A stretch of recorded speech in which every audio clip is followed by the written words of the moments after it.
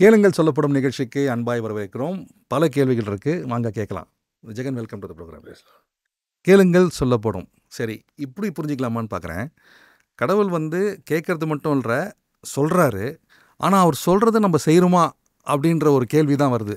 நிறைய விஷயம் சொல்கிறாரு, ஆனால் நம்ம சொல்கிறத செய்கிறோமா அப்படின்னா அது ஒரு கேள்வி வருது. அதாவது நம்ம சொல்கிறத செய்கிறோமா என்னென்னா நம்ம கேட்குற விதத்தை பொறுத்து அது. கொஸ்டின்லேயே ஆமாம், எனக்கு ஒரு விஷயம் பிடிச்சிருச்சு. ஃபிசிக்ஸ் ரொம்ப நல்லா செய்கிறோம் பாருங்க, அதில் ப்ராக்டிக்கல் பண்ணுவாங்க. ஆனால் அவங்களே மேக்ஸ் கவனிக்க மாட்டாங்க. அவங்க சொல்லுவாங்க எனக்கு மேக்ஸே வரமாட்டேன்பாங்க, ஆனால் ஃபிசிக்ஸில் அவங்க ரொம்ப இருப்பாங்க. ஸ்போர்ட்ஸில் இன்ட்ரெஸ்ட்டாக இருந்தாங்கன்னா அதை பற்றி ரொம்ப நல்லா கேட்பாங்க உட்காந்து. நான் எதில் இன்ட்ரெஸ்ட்டாக இருக்கணும் அதை கேட்பேன், எதை கேட்குறேனோ அதை செய்வேன். அப்போது நான் கேட்குற விதத்தை அந்த டாப்பிக்கை அதை பேஸ் பண்ணி தான் இருக்குது. இன்னொன்று சொல்லப்போனால் அந்த அப்ரோச்சை பேஸ் பண்ணி தான் நம்ம ரிசல்ட்டே இருக்குது, நம்ம அமைச்சிக்கிறோம் ரிசல்ட்டை. 94ல் 92ல் ஆண்டவர் எடுத்துக்கிட்டேன். 94ல் மெசேஜை இன்ட்ரெஸ்ட்டாக கவனிக்கிற டைம் அது. அப்போ தான் நல்லா எல்லா மெசேஜும் எங்கள் சர்ச்சில் வரும். ஃபெய்த்தை பற்றி வரும், ஹோலினஸ் பற்றி வரும், செகண்ட் கம்மிங் பற்றி வரும், எல்லாம் வரும். ஆனால் என்னுடைய மைண்டு முழுக்க பார்த்திங்கன்னா செகண்ட் கம்மிங் மேலேயே இருக்கும். அதில் ஒரு இன்ட்ரெஸ்ட்டு அதை பற்றின புக்ஸ் படிக்கிறது. நான் சொல்கிறேன் 94ல் 2004ல் மினிஸ்ட்ரி கொடுத்தாரு ஆண்டவர். எதில் கொடுத்தாருன்னா அதில் தான் கொடுத்துருக்காரு. நான் என்ன நினைக்கிறேன்னா எனக்கு அதில் இன்ட்ரெஸ்ட் இருந்துச்சு, அதனால் மினிஸ்ட்ரி வந்துச்சுன்னு. எனக்கு அதில் மினிஸ்ட்ரி இருந்ததுனால கர்த்தர் எனக்கு அதில் இன்ட்ரெஸ்ட் கொடுத்துட்டாரு. அப்போ நம்ம எதை கேட்க வைக்க பண்ணுறாரு, எதை நம்ம செய்கிறோமோ அதை பேஸ் பண்ணி தான் ரிசல்ட் இருக்குது. ஸோ இதை பேஸ் பண்ணி நீங்கள் இப்போ சொன்ன மாதிரி நான் எதில் அதிகமாக ஈடுபடுறேன், எது எனக்கு பிடிக்குதுன்றது தான் என்னுடைய ரிசல்ட்டாக இருக்கும். மோசே அப்படி தான் ஜனங்களை அதிகமாக நேசிக்கிறாரு. எங்கள் ஈஜிப்டில் இருக்கும் போதே எப்ரேயன் ஒருத்தன் தப்பு செஞ்ச உடனே ஈஜிப்ஷனை அடிச்சுப்படுறாரு, அவர் செத்துடுறாரு. இதை நம்ம அவர் கொலை பண்ணிட்டாருன்னு பார்க்குறோம், ஆனால் அவர் ஜனங்களை எவ்வளோ நேசிக்கிறாருங்கிறத காட் பார்க்குறாரு. அதனால் அவர் லீடராக மாற்றுறாரு. அதுதான் நம்ம என்ன கேட்குறோமோ அதான் ரிசல்ட். இன்னும் சொல்லப்போனால் அந்த இன்சிடென்ட் தான் அவரை வெளியே தள்ளுது இல்லை, தள்ளி அது இன்னொரு ஒரு சாப்டர் நம்ம வேற எங்கேயோ வேற ஒரு எல்மை ஓப்பன் பண்ணி கொடுக்கும். ஆமாம். இன்றைக்கி நம்ம இதே மாதிரி ஒரு பேசிஸில் ஒரு முக்கியமான ஒரு ப்ராஃபெட்டு, கடவுளை ரொம்ப அறிஞ்சவர், இன்னும் சொல்லப்போனால் கடவுளை அறிஞ்சவர், தெரிஞ்சவர், அவரோட கேரக்டரை அவ்வளோ டீட்டெயில்டாக புரிஞ்சுக்கினவர். இந்த கேரக்டரை பற்றி பிரசங்கம் பண்ணாதவங்க கிடையாது, ஆனால் தெரிஞ்ச விஷயம் தெரியாத குணங்கள் பலது இருக்குது. இன்றைக்கி நம்ம கேள்விகளுக்கு த கேரக்டர் ஆஃப் ஜோனா. இந்த கேரக்டர் ஆஃப் ஜோனான்னு வரும்போது பல பேருக்கு பல விதமான கேள்விகள் வரும். இந்த பேரை கேட்டவுடனே உங்கள் மைண்டுக்கு என்ன வருது? ரெண்டு விஷயம் வரும். முதல்ல என்ன அப்படின்னா, கிரைஸ்டோடைய ஒரு பார்ட் இவர்கிட்ட இருந்துச்சு. ஓகே, ஏன்னா கிரைஸ்டை ரெஃபர் பண்ணுறாரு. அதுதான். இப்போ எப்படின்னா ஓல்ட் டெஸ்ட்மெண்ட்டில் கிரைஸ்ட் இருப்பார். கிரைஸ்ட் ஒவ்வொருத்தருக்கிட்ட பார்ட்டாக இருப்பார். இவங்க அத்தனை பேரையும் ஓல்ட் டெஸ்ட்மெண்ட்டில் சேர்த்திங்கன்னா ஒரு கிரைஸ்ட் வருவார். இதுதான் நியூ டெஸ்ட்மெண்ட்டில் உள்ள விஷயம். உதாரணமாக ஜெனிசிஸை நீங்கள் எடுத்துக்கிட்டிங்கன்னா ஆடு அடிக்கப்படுறது கொண்டு போகிறது. எக்ஸோடஸ் எடுத்துக்கிட்டிங்கன்னா அங்கே ஆசாரிப்பு கூடாரமாக கிரைஸ்ட் இருப்பார். அடுத்து நீங்கள் என்னாகமத்துக்குள்ளே நீங்கள் வந்துட்டீங்கன்னு சொன்னால் கிரைஸ்ட் ஒரு பேட்டர்னாக இருப்பார். இப்படி ஒவ்வொன்றா இருக்கும்பொழுது இப்போது ஏனோக்குக்கிட்ட அவரோட வருகையை பற்றி இருக்குது, ஜாக்கபுக்கிட்ட அவருடைய மரணத்தை பற்றி பேசுவார், யோபுக்கிட்ட உயிர்த்தெழுதலை பற்றி பேசுவார், டேவிடுக்கிட்ட சிலுவையில் அறையிற அந்த காட்டி கொடுக்கறத பற்றி பேசுவார், ஐசாயா கிட்ட பிறப்பை பற்றி பேசுவார். இவ்வளோ மொத்தத்தையும் நீங்கள் சேர்த்திங்கன்னா ஒரு கிரைஸ்ட் வருவார். அதில் ஜோனா கிட்ட இயேசு 3 நாள் கல்லறைக்குள்ளே இருக்கிறது, பூமியின் வயிற்றில் இருக்கிறது ஜோனா கிட்ட இருந்துச்சு அந்த ரெவலேஷன். ஸோ கிட்டத்தட்ட ஒரு ஓல்ட் டெஸ்டமெண்ட்டில் ஒரு நியூ டெஸ்டமெண்ட். ஆமாம், ஓல்ட் டெஸ்டமெண்ட்டுக்குள்ளே ஒரு நியூ டெஸ்டமெண்ட் இருக்குது. இதை ஜூவிஸ் கண்டுபிடிக்காதனால தான் கிரைஸ்டை விட்டாங்க. அதனால தான் இயேசு சொல்வார், வேத வாக்கியங்களை ஆராய்ந்து பாருங்கள், அது என்னை குறித்து சாட்சி கொடுக்குது. இவங்க ஆராய்ந்து பார்க்கல, வசனத்தை வசனமாக படிச்சுக்கிட்டாங்க. இன்னும் சொல்லப்போனால் they are religious people, not spiritual people. Exact, perfect word. அவங்க ரிலிஜியஸ் பீப்புளாக இன்றைக்கும் அப்படி தான் இருக்காங்க. ஆமாம், வாஷ் பண்ணிக்கிறாங்க, கையெல்லாம் எல்லாம் பண்ணிக்கிறாங்க. ரிலீஜியஸ் ஆக்டிவிட்டீஸில் நம்மளை பீட் பண்ணிடுவாங்க. கரெக்டாக போகிறாங்க கோயிலுக்கு, 7 தடவை ஒரு நாளைக்கு ஜாப் பண்ணுவாங்க. கேட்டால் சொல்லுவாங்க 300 தடவை பைபிள் படிச்சுட்டு இருப்பாங்க, தைத் கொடுப்பாங்க, எல்லாம் இருப்பாங்க. ஆனால் ஒரு தடவை கூட பைபிள் தியானிச்சிருக்க மாட்டாங்க. அதான் அங்கே பிரச்சனையே இருக்கும். அப்போ இங்கே என்ன நடக்குது அப்படின்னா, இவங்க கிரைஸ்டோடைய உள்ளே இருக்க கிரைஸ்ட் அவங்க விட்டுட்டாங்க. இப்போ ஜோனா கிட்ட கிரைஸ்டோடைய ஒரு பார்ட் இருக்குது. எப்போவுமே ஒரு விஷயத்தை ஸ்பிரிச்சுவலாக நம்ம டீல் பண்ணணும். நான் ஒரு உதாரணம் சொல்கிறேன். டேவிடோடைய ஆட்சி காலத்தில் ஒரு பஞ்சம் வருது, ஃபெமின்.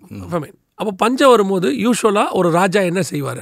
உடனே அவர் என்ன பண்ணுவார், அது என்ன எப்படி டேக்கிள் பண்ணணும்னு சொல்லி ஒரு திங்க் பண்ணி அதுக்கு ஒரு அந்த பஞ்சத்தை போக்குறதுக்கான வழி பார்ப்பாரு. ஆமாம் யூஷுவல் தானே. Is to save the people. ஆமா.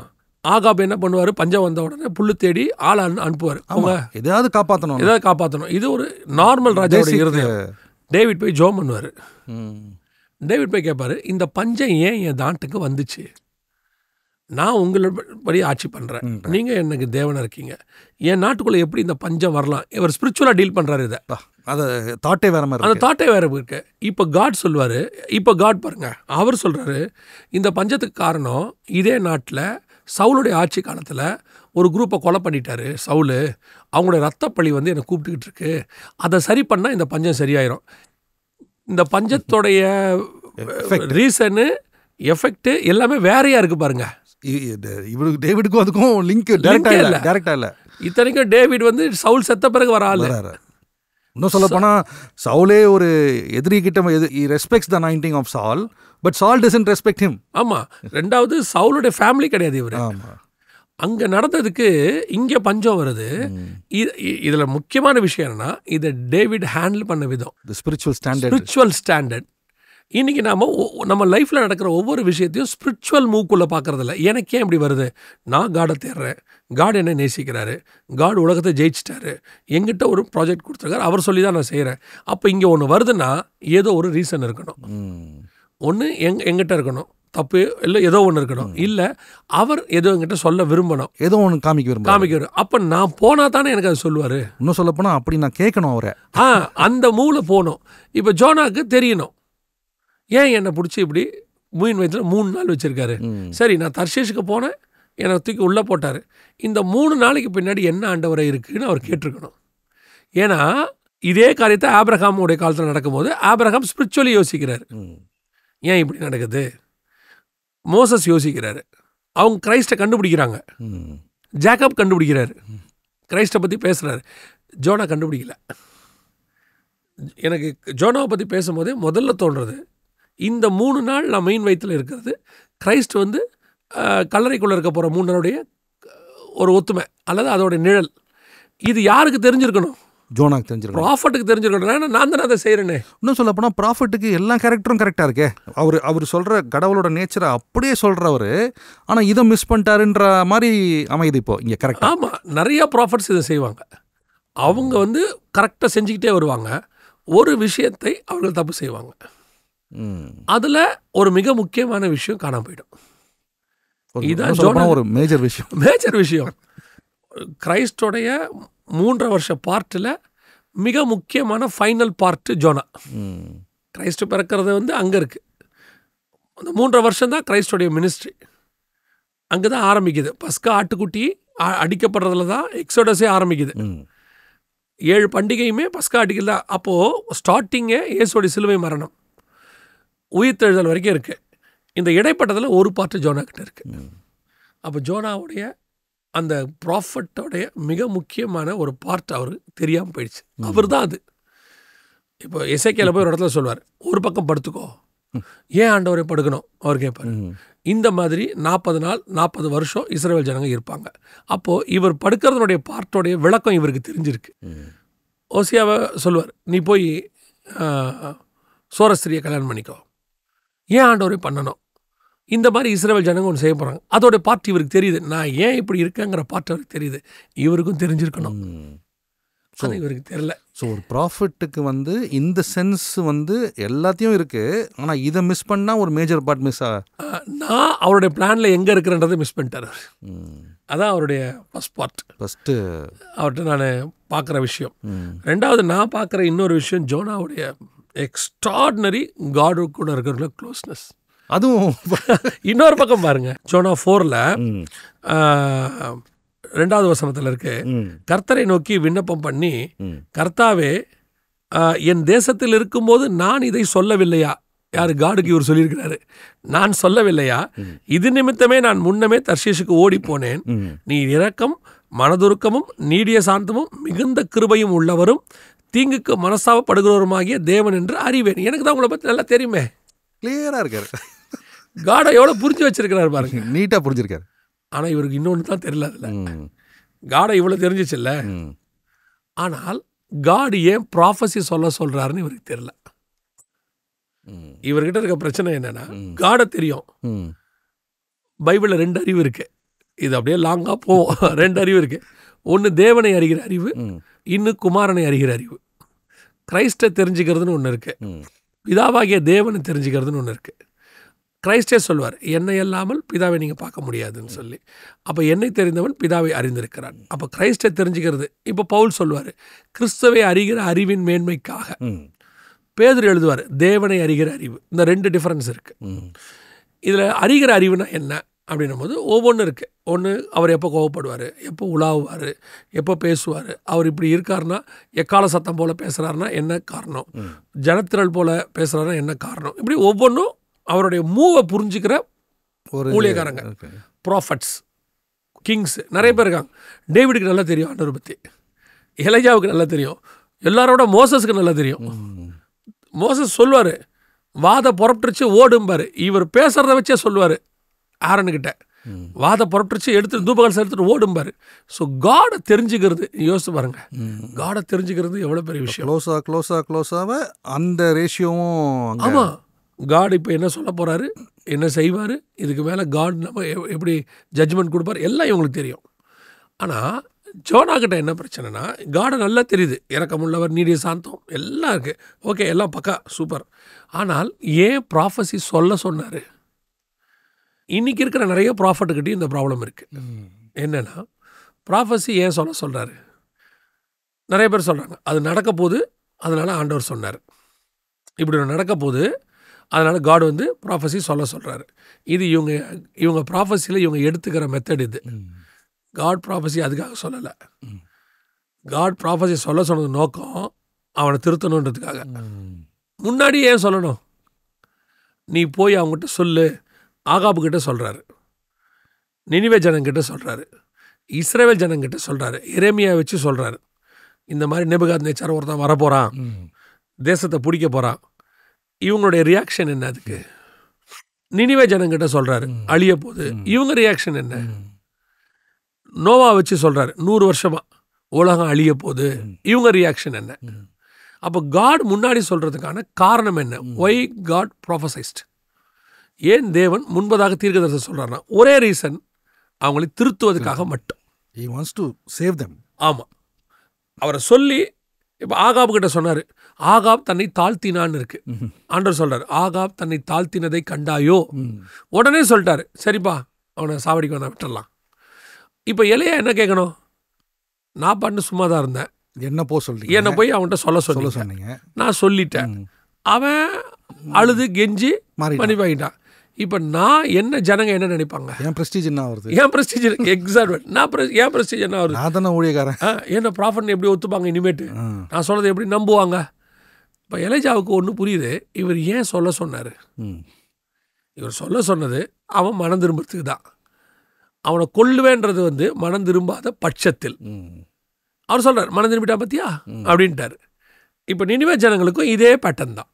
இத்தனைக்கும் அது ஜோனாக்கு முன்னாடி வருது. அது ஜோனாக்கு தெரியுது நல்லா, அதனால தான் இவர் இந்த வேலை சொல்கிறாரு, நீர் மாறிடுவீர்னு எனக்கு தெரியும் எல்லாம் சொல்கிறாரு. ஆனால் அங்கே ஒரு ஆகாப்பு, இங்கே 1,20,000 பேர் கணக்கு போட்டு சொல்கிறார். இவ்வளோ பேர் இருக்கும்போது ஜோனாக்கு ஒன்று தெரியணும், நான் சொல்கிற ப்ராஃபஸியில் அவன் மனம் திரும்பணும். அதுக்கு தான் கார்டன் அனுப்பியிருக்கேன். மெயின் பார்ட் இவர் என்ன எடுத்துக்கிறாருன்னா, என்ன சொல்கிறாரு, அது நடக்க போகுது, நம்ம மினிஸ்ட்ரி அடுத்த லெவலுக்கு போக போகுது. இனி ஜோனானா அத்தனை பேரும் அலற போகிறான். ஜோனா சொன்னால் நடக்குங்க. அதுக்கப்புறம் ஜோனாவை all over the world meeting book பண்ணி ஜோனா 2 வருஷம் பிஸியாக இருப்பார். குளோபல் மினிஸ்ட்ரிஸ் ஆகிடும். ஜோனா ப்ராஃபட்டிக்கல் மினிஸ்ட்ரிஸ் ஆகிடும். கூப்பிட்டு அதுக்கப்புறம் ஒவ்வொரு மீட்டிங்லையும் ஜோனா ப்ராஃபஸி சொல்வார். ஏன்னா அது கூப்பிட்றாங்களே, ஆனால் கூப்பிட்ற இடத்துல சொல்லித்தானே ஆகணும். இன்னைக்கு இதுதான் ஜோனா கிட்ட இருக்க பிரச்சனை, இன்னைக்கு இருக்கிற நிறைய ப்ராஃபட் கிட்ட இருக்க ப்ராப்ளம். இவங்க என்ன எக்ஸ்பெக்ட் பண்ணுறாங்க? ப்ராஃபஸி நான் சொன்னேன், அது நடக்கணும். அதே நேரத்தில் ப்ராஃபஸியை சொல்லி நடக்காத ஒன்று இருக்கு, அது மனம் திரும்புகிற விஷயத்துக்கு இல்லை. சில கதைகள் விட்டுருவாங்க. தீர்க்கதரிசனத்தினுடைய நோக்கம் என்னென்னா, பக்தி விருத்திக்கு ஏதுவாக இருக்கு. எஃபிஷியன்ஸில் பக்தி விருத்திக்கு ஏதுவாக சிலரை தீர்க்கதரிசியாகவும் அப்படின்னு இருக்கு. ஸோ ப்ராஃபஸியோடைய நோக்கமே நீங்கள் பக்தி விருத்தி அடையிறது, ஸ்பிரிச்சுவலாக மாற்றுறது. இப்போ சில ப்ராஃபஸி இருக்குது, உங்கள் பொண்ணுக்கு இங்கே கல்யாணம் நடக்கும், உங்கள் பையனுக்கு வெளிநாட்டில் வேலை கிடைக்கும், அப்புறம் வந்துட்டு இவர் அவராவார், அவர் இவர் ஆவார் அப்படின்னு சொல்லிடுவாங்க. அது நடக்காது. உடனே இவங்க சொல்லுவாங்க, பார்த்தீங்களா, ஜோனாக்கு சொல்லி மாற்றின ஆண்டவர் இதையும் மாற்றினார். இதுக்கு அதுக்கும் சம்மந்தம் இல்லை. பக்தி விருத்திக்கு ஏதுவாக தான் கர்த்தர் மனம் இறங்குவார். அவனை மனம் திரும்ப பண்ணுறதுக்காக ஒரு ப்ராஃபஸி சொல்லுவார். அந்த ப்ராஃபஸியில் அவன் மனம் திரும்பிட்டானா அதை ப்ராஃபஸியை நிறுத்தி வைப்பார். ஜோனாக்கும் அல்லது இன்றைக்கி இருக்கிற ப்ராஃபட்ஸ்க்கும் இது தெரியணும், ஊழியக்காரங்களுக்கு தெரியணும். நான் சொல்லிட்டேன், அது நடக்கணும். அது ஏன் நடக்கணும்? நீ எதுக்காக சொன்னேன்னா அவன் மன திரும்பத்துக்காக சொன்னேன். முதல்ல இவங்க வியூவே மாறணும், ப்ராஃபஸி வியூ மாறணும். இன்ஃபேக்ட் ப்ராஃபிட்டுக்கு இவ்வளோ புரியுது, இது இந்த பேசிக் பேக்கேஜ் உங்களுக்கு மிஸ் ஆகுது. அதான் காடை புரியுது, காடு ஏன் சொன்னார்னு உங்களுக்கு புரியல. விச் மீன்ஸ் இதில் இன்னொரு ஆழமான ஒரு டேஞ்சர் இருக்குங்க. Being close to God doesn't mean you understand God's heart. நான் இப்படி வரேன், அப்படியே வரலாம் இல்லை? க்ளோஸாக இருக்கார் கடவுளோட கேரக்டர்ஸ் எல்லாம் புரியுது, பட் கடவுளோட இருதயத்தையே புரிஞ்சுக்கிறாரா அப்படின்ற ஒரு டீப்பான ஒரு விஷயம் வந்தால் அங்கங்கேயோ உதைக்குது. அதான் அந்த ப்ராஃபட்டுக்கிட்ட டிஃப்ரென்ஸ் இருக்குது. உதாரணமாக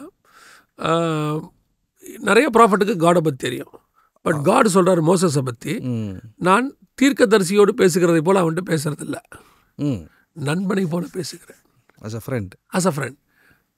இருதயத்தில் உள்ளதெல்லாம் ஓப்பன் பண்ணுறார். இந்த இடத்துக்கு வரும்போது அவரை பற்றி உங்களுக்கு ஃபுல்லாக புரிஞ்சுக்கிறீங்க. அவர் காட்ஸ் நேச்சர் மட்டும் இல்லை, காட்ஸ் ஹார்ட்டையும் அந்த இது டீப்பாக புரிஞ்சுக்கிறீங்க. ஆமாம். இப்போ எனக்கு வந்து இப்போ உங்களுடைய பொசிஷனுடைய அத்தாரிட்டி உங்கள் சுற்றி இருக்கிற எல்லாருக்கும் தெரியும். அவர் சேர்மனாக இருக்கிறாரு, ஸோ அந்த ஆஃபீஸ் இப்படி பண்ணுவார், எல்லாம் தெரியும். பட் உங்களுடைய லவ் ஹார்ட் என்னங்கிறது உங்கள் ஃபேமிலியில் உள்ளவங்களுக்கு தான் தெரியும், நேச்சுரலி. அந்த மாதிரி தான் ப்ராஃபட் வந்து கர்த்தருடைய நாவாக இருக்கிறான். அவர் இருதயத்தோட வாக்கிங் வித் த காட். எப்பவுமே ப்ராஃபட் வந்து வாக்கிங் வித் த காட். அப்படி இருக்கும்போது காட் ப்ராஃபஸி சொல்கிறவனே இவனுக்கு தெரியும், காட் ரொம்ப அன்பானவன்னு தெரியும். ஆனால் என்ன நோக்கத்துக்காக இதை சொல்கிறாரு அதையும் சென்ஸ் பண்ணி ரியலைஸ் பண்ணும். இப்போ நான் என்ன ஆயிட்டேன்னா, காடுடைய இருதயம் எனக்கு இல்லை.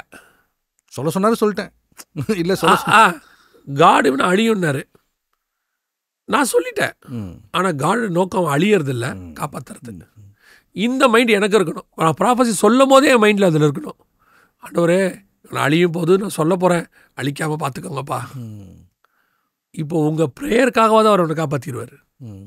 ஏன்னா அவர் ஹார்ட்டும் நம்ம ஹார்ட்டும். இங்கே தான் அந்த ஏப்ரஹாம் சாடம் அண்ட் கொமோரால ரொம்ப அழகாக ரிஃப்ளெக்ட் பண்ணுறாரு காட்ஸ் ஹார்ட்டை.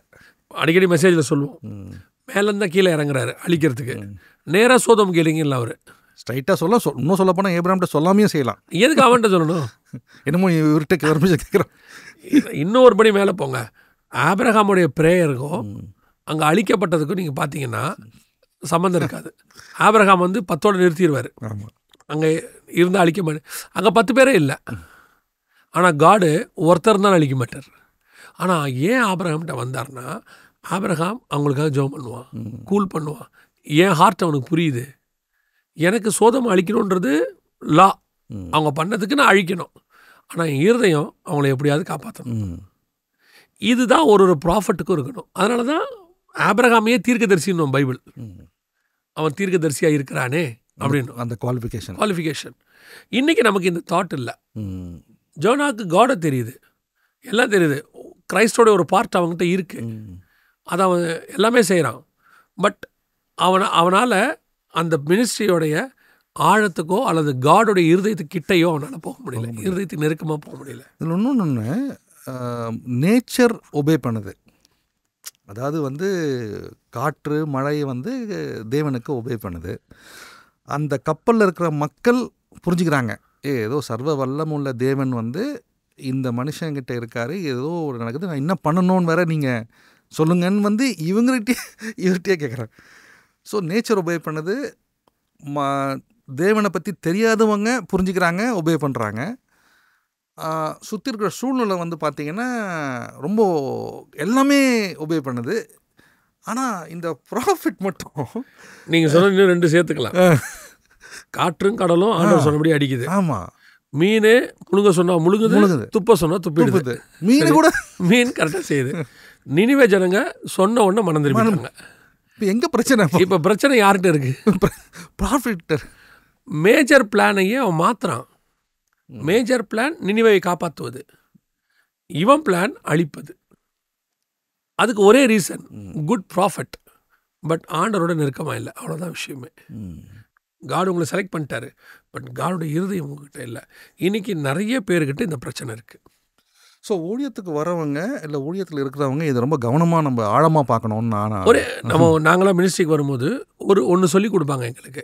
என்னென்னா, எந்த மினிஸ்ட்ரியாக இருக்கட்டும், எவாஞ்சலிஸ்ட்டு, பாஸ்டரு, அப்போஸ்தலர், ப்ராஃபட், யார் வேணாலும் இருக்கட்டும், பேஸ் சோல் பர்டன், ஆத்ம பாரம் என்பது தான் எல்லாத்துக்குமான மினிஸ்ட்ரிக்கான. ஏன்னா நீங்கள் பண்ண போகிறதே ஆத்மாக்களுக்கு, கர்த்தருக்காக ஆத்மாக்களுக்கு ஊழியம் பண்ண போகிறீங்க. அப்படி பண்ணும்போது இந்த ஆத்ம பாரம் எந்த அளவுக்கு இருக்கணும்னா, மோசஸ் கிட்ட இருந்ததை விட டபுள் மடங்கு இருக்கணும். பவுலுடைய ஆக்டிவிட்டீஸ்லாம் நீங்கள் பாருங்கள். அவங்கள மீட்பதற்காக ஒரு இடத்துல தன்னையே ஒப்பு கொடுப்பாரு. செத்தாலும் பரவாயில்ல, போய் சொல்லுவோம். அடித்து கொல்ல மாதிரி போட்டான். திருப்பி ஏன் சொன்ன கர்த்தர் சொல்கிறார், தைரியமாக உள்ளே போய் பேசுவார். உள்ளே போய் பேசுவான். இன்னொரு பக்கம் ஆத்மாவை காப்பாற்றுறதுக்கு சொல்லுவான். அவன் ஆத்மாவை நரகத்துக்கு தப்பு விற்கிறதுக்கு பிசாசின் கையில் ஒப்பு கொடுக்குறேன்ப்பா. அதாவது ஒருத்தனை பிடிச்சி பிசாஸ்ட்டை கொடுக்குறான் இவனே. பவுலே சொல்கிறாரு, நானே பிடிச்சி ஒப்பு கொடுக்குறேன் பிசாஸ்ட்டை. ஏங்க ஒருத்தனை பிடிச்சி பிசாஸ்ட்டை கொடுக்கலாமா? இவர் சொல்கிறாரு, அவன் பிசாஸ்ட்டை கொடுத்தா பிசாஸ் 2 விஷயம் செய்வான். ஒன்று சரீரத்தை தொட்டு வியாதி ஈதி கொடுப்பான், இல்லை ஏதாவது பிரச்சனையை கொடுத்து டிப்ரெஷன் இப்படி கொடுப்பான். அவன் சரீரத்தில் பாதிக்கப்படுறது நல்லது. எதுக்குன்னா அவன் ஆத்மாவை நரகத்துக்கு தப்பு விற்கிறதுக்குங்கிறாப்புல. அப்போனா அந்த சோல் மேலே அவனுக்கு எவ்வளோ பேர்டன் இருக்கு பாருங்க. இந்த பேர்டன் தான் நமக்கு வேணுங்கிறேன். இன்னைக்கு மினிஸ்ட்ரியில் சோல் பேர்டன் இல்லை, மினிஸ்ட்ரி வேலையாயிடுச்சு. காடோடைய ஒர்க்கு நான் டெய்லி செய்யணும். மினிஸ்ட்ரி அங்கே போகிறேன், இங்கே வரேன், என் கேலண்டர் ஃபுல்லாக இருக்கும், பிஸி. காலைல ஒரு மீட்டிங், சாயங்காலம் ஒரு மீட்டிங். Soul burden. இந்த ஜனங்க இந்த மினிஸ்ட்ரியில் ஆண்டவர்கிட்ட வந்துடுவாங்களா? நான் போயிட்டு வரேனே, இந்த ஜனங்களுக்கு ஆண்டவருக்கு என்ன பிரயோஜனம் இதனால்? இப்போ என்ன ஆயிடுச்சுன்னா, மினிஸ்ட்ரினால எனக்கு என்ன பிரயோஜனம்? போயிட்டு வரேன், ஆஃபரிங் கிடைக்குது, ஒரு இன்ஃப்ராஸ்ட்ரக்சர் ரெடி பண்ணிக்கிறோம், எல்லாம் ஓகே. ஆனால் காட் என்ன எதிர்பார்க்குறாருன்னா, இவ்வளோ மினிஸ்ட்ரி, இவ்வளோ இன்ஃப்ராஸ்ட்ரக்சர் எல்லாமே சோல் வின்னிங். ஆக்சுவலாக சாரி டு சே, இது எப்படி நீங்கள் எடுத்துக்கிறீங்க தெரியாது. இன்றைக்கி ஒரு மினிஸ்ட்ரியை நடத்துறதுக்கு நான் எவ்வளோ கவலைப்படுறேனோ அதில் 50% கூட ஆத்மாக்களுக்காக நான் கவலைப்படலை. ஒரு மினிஸ்ட்ரி இவ்வளோ மாதம் தேவை இருக்குது, இவ்வளோ கொடுக்கணும், அவங்கள பார்க்கணும், இவங்கள பார்க்கணும், இப்படிங்கிற ஒரு மிகப்பெரியதான ஒரு அட்மினிஸ்ட்ரேஷனுக்கு நான் கவலைப்பட்டுக்கிட்டு இருக்கேன். டேக்ஸ் கட்டணும், அதை பண்ணணும், இதை பண்ணணும், எல்லாமே. இதில் ஒரு 50% எனக்கு சோல் பர்டன் இருக்கா? இன்னும் சொல்லப்போனால் அந்த சோல் பர்டன் இருக்கிறதுக்கு தான் மினிஸ்ட்ரியே, அதுக்கு தான். ஆனால் மினிஸ்ட்ரி பிகம் டிஃப்ரெண்ட் பர்டன் ஆகிடுச்சு, சோல் பர்டன் இறங்கிடுச்சு. இப்போ நம்மளே சேனல் வச்சுருக்கோம். இந்த சேனலுடைய மோட்டிவ் என்ன? ஆமாம், டு ரீச் பீப்புள் காஸ்பல். ஆமாம், இந்த ஜனங்களுக்கு போய் அவங்க ரட்சிக்கப்படணும். ஆமாம். இப்போ நான் என்னுடைய சர்வைவலுக்காக நான் சேனல் தான் ஆரம்பிச்சிட்டேன்னா கதையே மாறிடும். காட் என்ன பண்ணுவார், ஒரு பீரியடில் இந்த சோல் பர்டன் இல்லாமல் நான் செய்யும் போது உப்பு இல்லாத சாப்பாடு மாதிரி ஆகிடும். எஃபெக்டே இருக்காது. ஒரு சோல் வின்னிங் இல்லை. அப்புறம் அந்த மினிஸ்ட்ரி ஏன் நான் செய்யணும்? எனக்கு பேர்டன் இல்லாட்டி நான் பேர்டனோட செய்ய மாட்டேன். பொதுவாக நான் சொல்லுவேன், ஹோட்டலில் சாப்பாடு டேஸ்டியாக இருக்கும், ஆனால் அம்மா கிட்ட சாப்பாடு ஹெல்த்தியாக இருக்கும். ஏன்னா அம்மாவுக்கு என் மேலே லவ் இருக்குது, பேர்டன் இருக்குது. என்ன தேவையோ கரெக்டாக. ஹோட்டல்காருக்கு என் மேலே பேர்டன் கிடையாது. டேஸ்ட்டு தான் வேணும். டேஸ்ட்டு, ஏன்னா எங்கிட்ட இருக்க காசு அவருக்கு வேணும். ஒரு பீரியடில் ஹோட்டல்காருக்கு எனக்கு பாண்டிங் இருக்காது. டேஸ்ட்டாக இருக்குப்பா. ஒரு இடத்துல டாக்டர் சொல்லுவார், வெளியே சாப்பிடாதீங்க, உடம்பு பாதிக்கப்படுது. ஆட்டோமேட்டிக்காக நான் வீட்டுக்கு போயிடுவேன். ஆனால் வீட்டில் எனக்கு பாண்டிங் இருக்கும். அம்மா செய்வாங்க, பார்த்துப்பாங்க, எல்லாம் செய்வாங்க. அதே மாதிரி தான் மினிஸ்ட்ரி செய்யும் போது நான் ஹோட்டல்கார மாதிரி செய்கிறேன்னா, வீடு மாதிரி செய்கிறேன்னா, அந்த சோல் பேர்டன் தான் பேஸ், அந்த ஹெல்த்தி. இல்லை நான் நல்லா பாடி கீடி அசைச்சு நான் நல்ல ஏற்ற இறக்கத்தோட பிரசங்கம் பண்ணி 2 ப்ராஃபஸி அடிச்சு, இதெல்லாம் ஹோட்டல். கேட்குறவங்களுக்கு நல்லா இருக்கும், டேஸ்டியாக இருக்கும், எல்லாம் இருக்கும். பட் இந்த மினிஸ்ட்ரினால பாண்டிங் இருக்காது. பாண்டிங் இல்லாதது ஒரு நாள் ஆண்டவர் தூக்கிடுவார். வேஸ்ட் தானே, என்ன வச்சு என்ன பண்ணணும்? ஸோ எதை செய்தாலும் அவர் நாம மகிமைக்கு என்று செய்யுங்க. இன்னைக்கு ஜோனாவுக்கு அந்த பேர்டன் இல்லை. மினிஸ்ட்ரி இருக்குது, நல்லா செய்யணும்னு இருக்குது, கஷ்டப்பட்டு செய்வார், அதெல்லாம் மாற்றுக்கிறதே இல்லை. But basic soul burden. அதாவது இன்னொன்று ஒரு ஆழமான பாயிண்ட்டு, இன்னும் 1 minute தான் இருக்குது. Knowing God doesn't mean you know God's heart. God's ஹார்ட்டை புரிஞ்சுக்கிட்டா சோல் பர்டன் இருக்கும். சோல் பர்டன் வந்துட்டாலே பல விஷயங்கள் நம்ம காடோட பல்ஸை நம்ம புரிஞ்சிக்க முடியும். நீங்கள் காடு சொல்கிறத அப்படியே செய்வீங்க. உங்கள் இருதயமும் காடு இருதயமும் ஒரேவா மாறி. கரெக்ட். அவரை கொஸ்டின் பண்ண மாட்டோம். ரெண்டாவது அவர் சொல்கிறத செய்வோம். நான் சொல்கிறது அவர் செய்கிறதுன்றது வேற. அதாவது என் ப்ரேயரே ஆண்டவரே எனக்கு இது வேணும் வேணும்னு கேட்குறது, நான் சொல்கிறது ஆண்டவரே செய்யுங்க, அது ஒரு ஆங்கிள். இவர் என்ன சொல்லுவார் கடைசியாக, நான் சொன்ன மாதிரி இதை அழியிற வரைக்கும் நான் பார்க்குற வரைக்கும் இங்கே தான் உட்காந்துருப்பேன். இவரோட ப்ரேயரே வேற மாறிடுச்சு. அவர் சொல்லுவார், யோனா நகரத்தில் புறப்பட்டு நகரத்தை கிழக்க போய் நகரத்துக்கு சம்பவிப்பதை நான் பார்க்க மட்டும் அதன் கீழ் நிழலில் உட்கார்ந்துருந்தான். 5வது வசனம். ரொம்ப கிளியராக இருக்காரு. நான் சொன்னது நடக்கணும். 1,00,000 பேர் செத்துருவாங்க, அதை விடுங்க, அதெல்லாம் முக்கியம் இல்லை. எத்தனை பேர் ஒன்று சாப்பிட்டோம், நான் சொன்னது நடக்கணும். 30 செகண்ட்ஸ் கடைசியாக நேயர்களுக்கு நம்ம என்ன சொல்ல வரோம்? அதில் மினிஸ்ட்ரி பெருசாக பண்ணுங்க, சின்னதாக பண்ணுங்க, அது முக்கியமே இல்லை. காடுடைய ஹார்ட்டில் இருந்து பண்ணணும். நான் எவ்வளோ பெரிய மினிஸ்ட்ரி பண்ணேங்கிறதே முக்கியம் இல்லை, என் கூட காடு இருந்தாராங்கிறது தான் முக்கியம். அதுலேயே கன்க்ளூஷன் வந்துருச்சு. பட் மோர் தென் தட், தேவன் நம்மகிட்ட இருக்கிற கன்க்ளூஷன் நான் பார்க்குறது என்னென்னா, காட்ஸ் ஹார்ட்டை புரிஞ்சுக்கணுன்னா அந்த சோல் பர்டன் நமக்கு வந்துட்டாலே we understand is heart. God ஹார்ட்டும் நம்ம ஹார்ட்டும். அவர் யாரையும் அழிக்கணும்னு வரல, எல்லாரையும் சேவ் பண்ணணும்னு வந்திருக்காரு. இன்னும் சொல்லப்போனால் எல்லாரையும் நேசிக்கிறாரு, எல்லாரையும் ட்ரஸ்ட்டும் பண்ணுறாரு. இப்போ கேள்வி என்னென்னா, நம்ம அவரை ட்ரஸ்ட் பண்ணுறோமான்னு தான். ஸோ மிக்க நன்றி பிரதர் ஜெகன். இதில் வந்து டீப்பராக நம்ம பார்த்தது, we can know God, but knowing God's heartன்றது வெரி இம்பார்ட்டண்ட். இந்த நிகழ்ச்சிக்கு நீங்கள் வந்ததுக்கு மிக்க நன்றி. அடுத்த நிகழ்வில் இன்னொரு கேள்வியோடு நம்ம சந்திப்போம். நன்றி.